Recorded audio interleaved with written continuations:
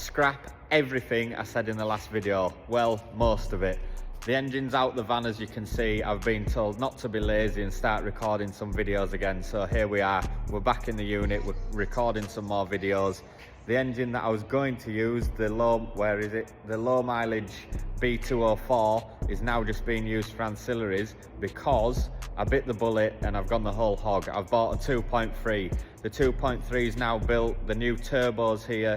I've put the turbo on the engine, I've got ARP head studs, Cometic head gasket, all the nice things really to make a 2.3 what it is. So I'll put some photos up now of the 2.3 that I've built so you can see what's happened so far. Never actually done a voiceover before, so here goes nothing, but I thought it'd be better to describe it this way. There's all the stuff on the bench. Then we've got like the oil pump ready to go in, then there's the oil pump with all the assembly lube on, just to make sure that it's right when you do actually put it all together and start it up so that it's not dry.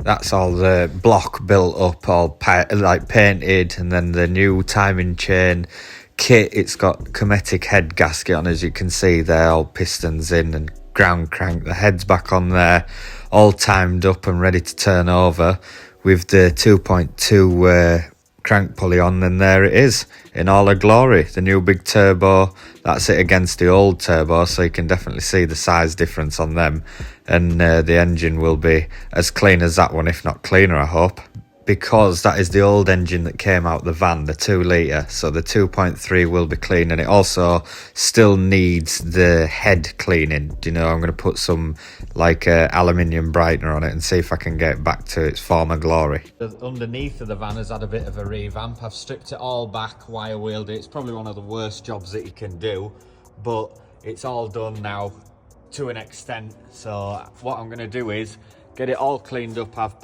I've used rust converter on any little specks of rust, so underneath is now going to be Gravitex but in white this time. I did it in black last time. This is original, the original factory stuff, so I'm going to keep that because it's good thick stuff. I'm just going to get it white, so the underneath of the van is going to be as clean as the bay.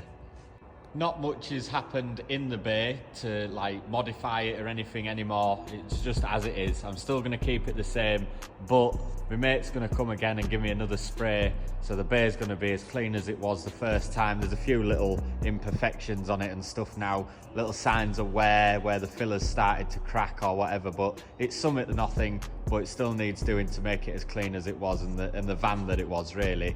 And I think it'll just make the 2.3 look right at home when it's all done. I know the shelves are always messy, but now they're extra messy because it's literally been a whirlwind of stuff. There's Saab parts here, 2 engines have gone, so that makes a bit of space, but there's gearboxes still. Obviously one's got the quaif diffing that needs to go in yet.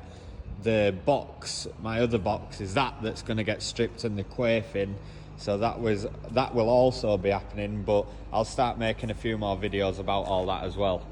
And I know this is only a short video really, just like a bit of a recap of what has been happening, but I will now start doing a few more videos because I have been a bit lazy, to be fair, like people have said. So I was more focusing on getting the van done and wanting it ready for summer again, but I do enjoy doing the videos and I enjoy the feedback off you lot, so let me know what you think to the progress so far and keep watching for some more updates. But just before I go, I would like to say thanks to all the people that do help the ongoing project to the van. Like Matt, he is literally the saviour of the van. There's many times that I've just thought, right, that's it, I'm setting on fire. I know the videos look all sweet and everything is going sound, but there's always stress when you're building something. So thanks to Matt for all the help that he gives us, running about, finding parts, sourcing wiring parts, doing the wiring. And Nick Chisholm at Griffin Performance Engines, he's helped with the engine. He's like done all the work that the engine needed, and then obviously the engine's come back, we've built it.